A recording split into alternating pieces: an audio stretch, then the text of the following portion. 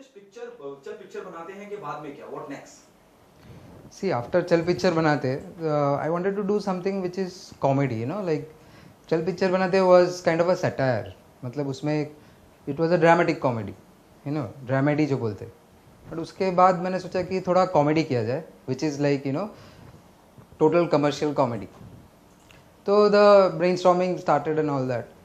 तो पहले से ही मेरा थोड़ा साई-फाई, you know, फिल्म्स में बहुत ज़्यादा इंटरेस्ट था. And during my beginning years also, like Star Trek से स्टार्ट करके फिर स्टार वॉर्स तक, they were my all time favourites kind. So the thing came कि इंडिया में ऐसा अभी तक, यू नो, साई-फाई फिल्म जैसा ये हुआ नहीं है normally. So the concept of Mars suddenly, you know, struck कि things, lot of things are happening about Mars from many years. Like Mars has been in human, you know, consciousness for long, क्योंकि सबसे अपना नज़दीक का जो ग्रह है वही है. एंड कुछ लोग बोलते हैं कि इंसान जो है मार्स से ही आए हुए हैं, यू नो. इसके ऊपर काफ़ी फिल्में भी बनी है, बट बेसिकली हॉलीवुड में बनी है. तो what I decided was, you know, let's do something about Mars. क्यों ना मार्स ही फिल्म का हीरो हो, है ना. Like which is film which is like a comedy but where the hero is Mars, the planet Mars. And the concept took some time to develop, and since I am the writer of most of my films and all of my work, I have been the writer for my films. So I started writing the film, which took around 6-7 महीने लग गए. And finally the shape it took was called मंगल हो.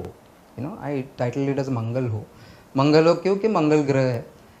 तो ये एक comedy film है जो sci-fi है, बट आज के डेट का अगर देखें तो जैसे already India, you know, India का एक मंगलयान जो एक mission, everybody knows about that. 1 साल पहले एक्चुअली वो लॉन्च हुआ था.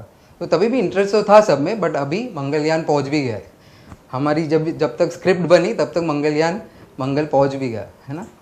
So the film is about mission.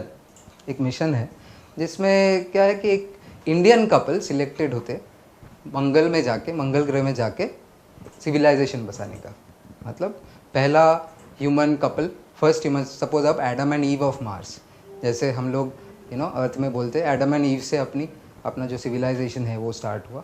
वैसे ही एक इंडियन कपल चुने जाते एंड वहाँ पे मंगल ग्रह पे जाके civilisation बसाते.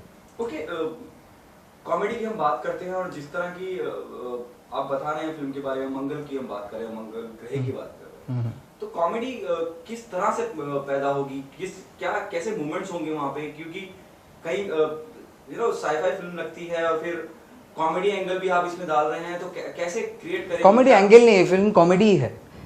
Mars is the backdrop, film comedy है. जैसे जो हीरो, मतलब जो मेन जो कपल है उसमें जो मेन लड़का है और लड़की है, दोनों मतलब एक इडियोटिक कपल है.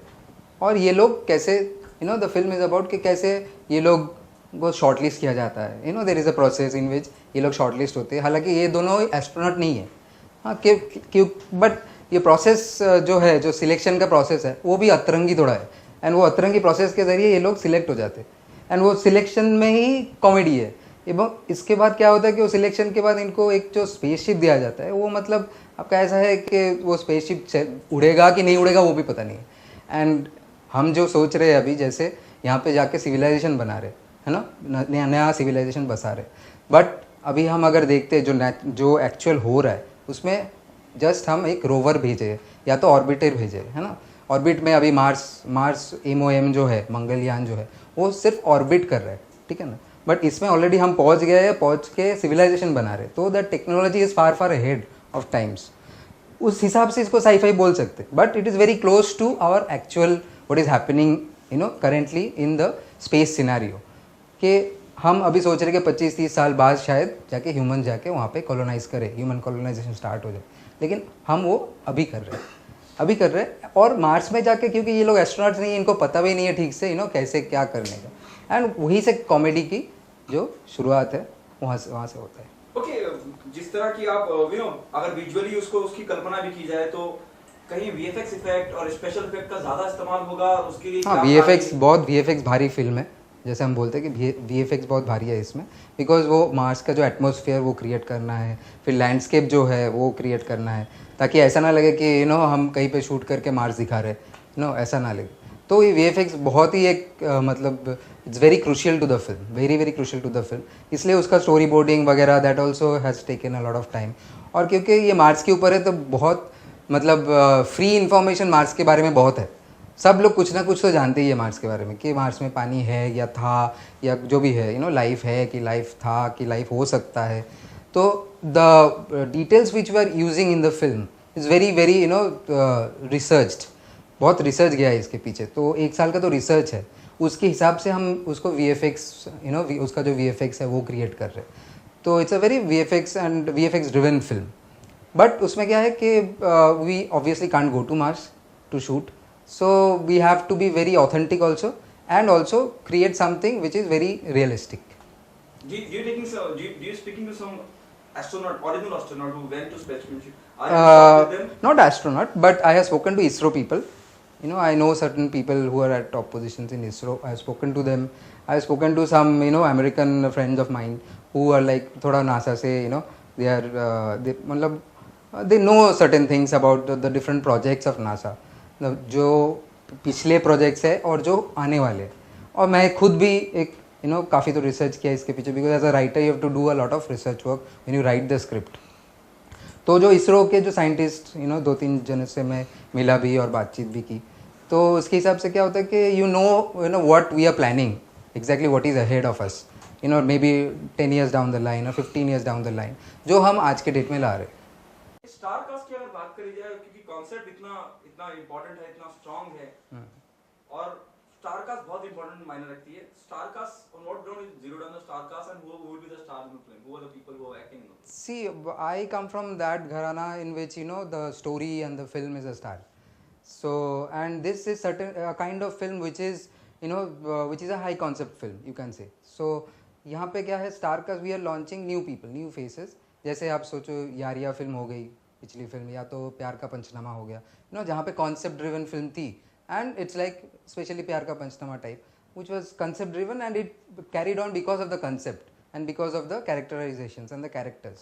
So, and this is something which is completely new because it's a sci-fi comedy, जो हम इंडिया में तो अभी तक इनफैक्ट इन हॉलीवुड फिल्म शायद देखा होगा, बट कॉमेडी नहीं है ना, बट एंड इंडिया में बॉलीवुड में तो है ही नहीं, इंडिया में साई-फाई फिल्म्स ही कम बनती है, and specially comic, where the situations are comic, the characters are comic, and whatever is happening is like what we see in Golmaal series kind of films, तो इस हिसाब से स्टार कास्ट हमने सोचा कि film को ही स्टार बनाया जाए और मंगल ग्रह को ही स्टार बनाया जाए, और बाकी उसके इर्द गिर्द हम फिल्म बना देते।